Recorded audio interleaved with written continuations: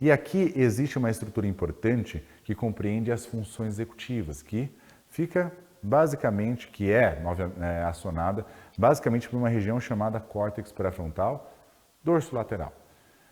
E aqui que então fica o caráter reflexivo das nossas interações com o ambiente, certo?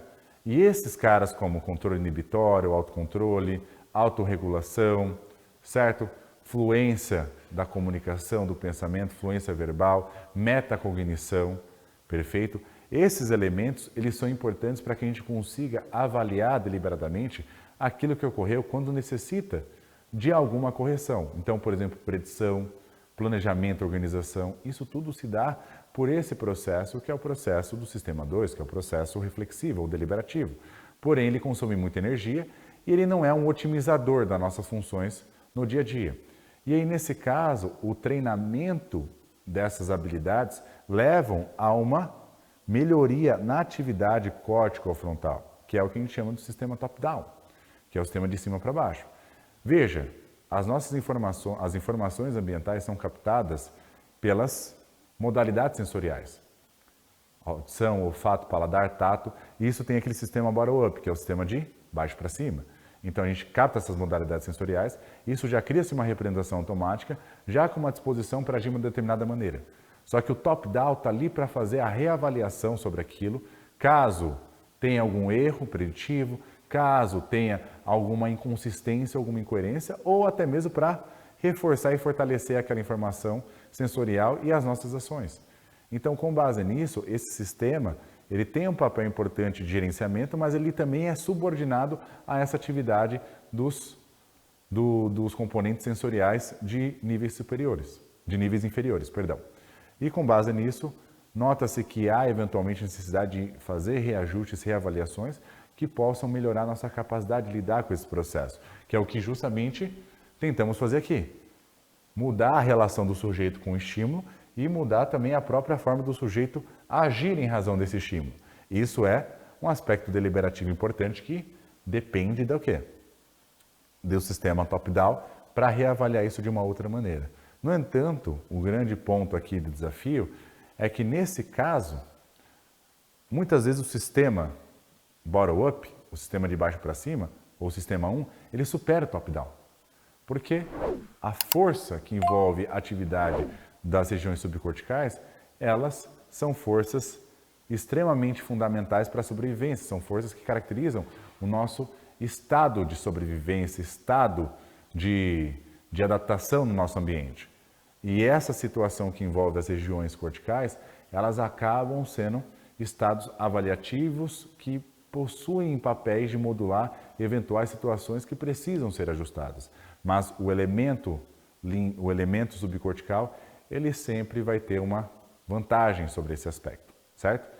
Só que em alguns casos conseguimos direcionar isso a partir de um treinamento contínuo e também a partir das atribuições de valorização e reforços contínuos, aonde conseguimos mudar o comportamento e direcioná-lo para uma situação que seja mais adequada perante aquilo que a gente quer desenvolver, implementar ou tem como objetivo. Então, o processo que envolve a mudança, ele depende dessas constantes situações que envolvem as intervenções para ampliar as habilidades, que são essas habilidades correspondentes às funções executivas, para que, portanto, esse indivíduo consiga lidar com essas situações de maior impulsividade, de maior reatividade, certo? E, para tanto, essas habilidades têm que ser treinadas de forma especializada. O que quer dizer com especializada? Eu tenho que pensar o que eu preciso melhorar no repertório desse sujeito para ele deixar de fazer um comportamento que eu quero modificar. Por exemplo, um comportamento impulsivo com relação à comida. Por exemplo, um episódio de compulsão alimentar. Por exemplo, um comportamento de consumo de alimentos palatáveis em razão de um fator estressor emocional. Então, eu tenho que pensar de forma específica, contexto e situacional. Não adianta eu ficar pensando que ele tem que melhorar o autocontrole de forma genérica ou a sua regulação emocional de forma genérica. Não, eu tenho que entender aonde ocorrem determinados eventos que colocam ele em certa vulnerabilidade para que, portanto, através da estratégia eu consiga intervir de forma situacional ou de forma contextual, de forma específica, contexto específico. Porque senão, o que vai acontecer? A gente vai realizar estratégias genéricas que acabam não auxiliando o sujeito melhorar especificamente aquilo que precisa ser trabalhado. Perfeito?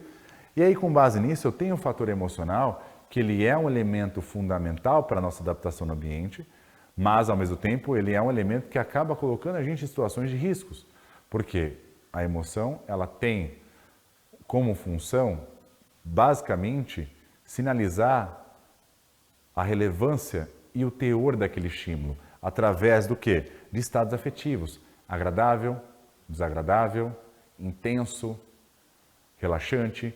Então eu tenho a intensidade do estado de afeto e eu tenho o caráter daquele estado de afeto. E aí com isso eu consigo o quê? Entender as dimensões de várias emoções correspondente ao quê? Ao contexto onde esse estado de afeto ele é emitido, ele é evocado. Eu só sei que é ansiedade porque a minha interação social me ensinou que determinado evento em questão, ele está relacionado àquele estado de afeto, que significa ansiedade. Ou seja, eu sei que é ansiedade perante ao contexto que me traz preocupação e uma antecipação do futuro. Eu sei quando é medo, quando alguma coisa presente no ambiente, de fato real, ela me sugere alguma ameaça. Eu sei quando é frustração, quando alguma coisa ocorre abaixo do esperado, certo? Eu sei quando é raiva, quando alguma coisa que desafia ou que me coloca numa situação de risco, de incompatibilidade com aquilo que foi previsto. E, além disso, sugere alguma ameaça pessoal, sugere alguma ameaça individual, certo? Eu sei quando é alegria, porque alguma coisa foi adicionada no ambiente que me deixou numa sensação altamente eufórica e, principalmente, satisfatória, certo?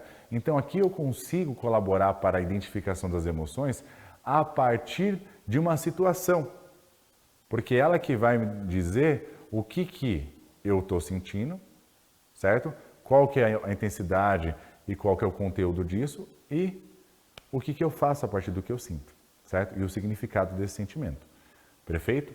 Então a gente pensa nisso de uma forma rudimentar e a gente vai granularizando a maneira como vamos identificando, rotulando e entendendo as emoções, certo? E esse processo que compreende as emoções, ele está dentro de uma dimensão muito importante, que é através de vários aspectos que a gente, então, consegue entender a emoção, consegue definir a emoção. Processo cognitivo sobre aquilo que eu estou pensando a respeito do que eu sinto, o próprio sentimento, que é a própria percepção e as sensações que temos quando determinado estado de afeto é manifestado, alterações na excitação corporal, se eu estou mais tenso, frio na barriga, coração acelerado, se eu estou mais relaxado, certo? E o próprio comportamento relacionado a esse tipo de conjunto de fatores que envolve os sentimentos, estados de as excitações, alterações corporais e os processos cognitivos. E aí, com base nisso, então, conseguimos ter uma definição mais adequada sobre a emoção por meio dessas várias dimensões, certo? Então, o sentir não é só, eu estou ansioso, mas qual que é a correspondência disso dentro de uma atividade de uma esfera cognitiva, das próprias sensações corporais e o que eu faço. Então, aí tudo eu compreendo o estado emocional do sujeito, tá? Entendendo que, novamente, independente se aquilo é desconfortável ou não, ele tem uma função. Sentir ansiedade perante, por exemplo, um trabalho que você tem que apresentar, denota-se um aumento da atividade que corresponde a esse alerta, para que então você mobilize recursos para conseguir lidar com essa suposta ameaça no futuro, que é justamente a apresentação no trabalho, por exemplo, de apresentação de um projeto, ou na faculdade, ou no seu próprio trabalho.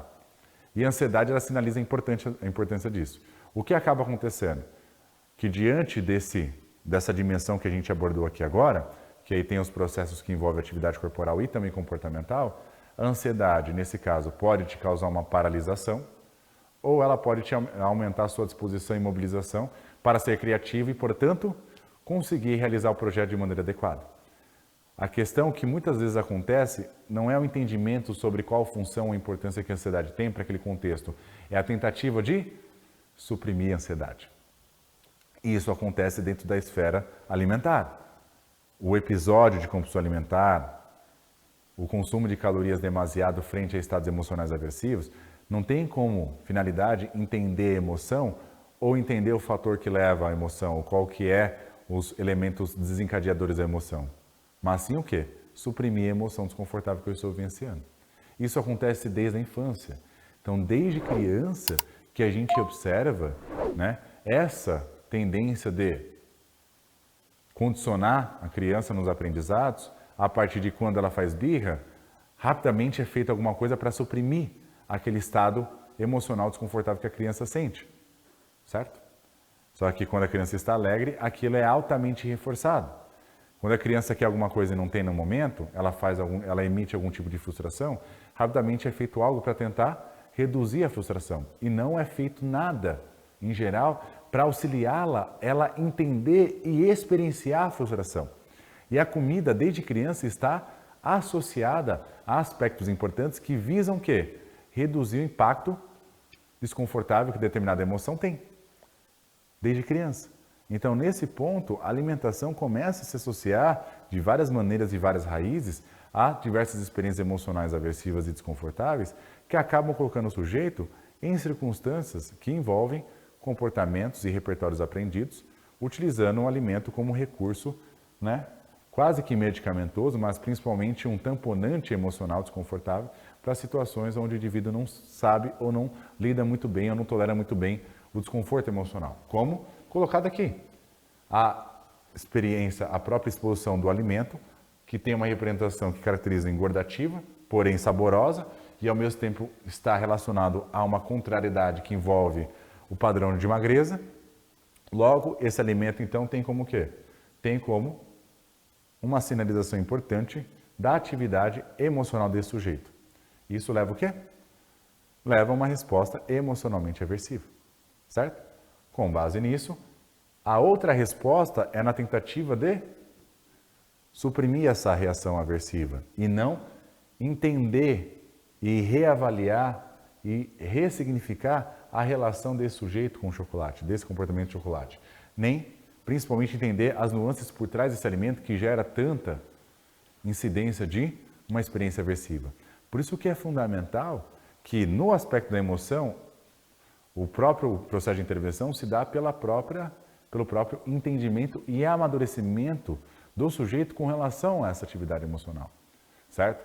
Entendendo qual é o seu papel, entendendo o seu significado e se eu devo agir conforme eu sempre agi e se isso vai ajudar a resolver ou vai ajudar de alguma forma a melhorar o meu sofrimento frente àquilo que leva a essa emoção desagradável.